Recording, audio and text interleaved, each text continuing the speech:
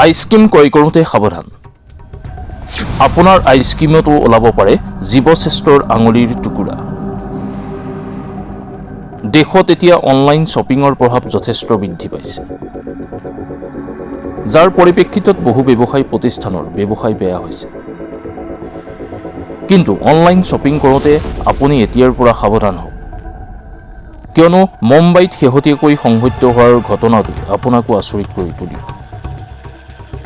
খবৰ অনুসৰি মুম্বাই মহানগৰীৰ মাদাল অঞ্চলত এগৰাকী মহিলাই অনলাইনত আইচক্ৰীম অৰ্ডাৰ কৰিছিল। নিৰ্দিষ্ট অনলাইন এপটোৰ দেখুওৱা আইচক্ৰীমৰ ফটোৰ চাই মহিলাগৰাকীয়ে অৰ্ডাৰ দিছিল আইচক্ৰীম। কিন্তু দুৰ্ভাগ্যজনকভাৱে মহিলাগৰাকীৰ সৈতে যি কাণ্ডৰ সংঘটিত হ'ল, সেই ঘটনাই এতিয়া দেশজুৰি চাঞ্চল্য সৃষ্টি কৰিছে।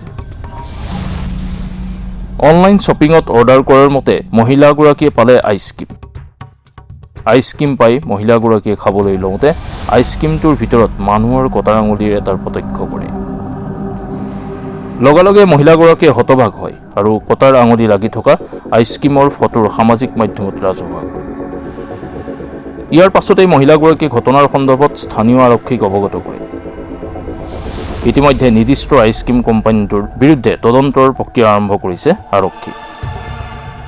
ইফালে কটা আঙুলিটোৰ পৰীক্ষাৰ বাবে ফৰেনচিক লেবৰেটৰীলৈ প্ৰেৰণ কৰিছে বুলি জানিব পৰা গৈছে।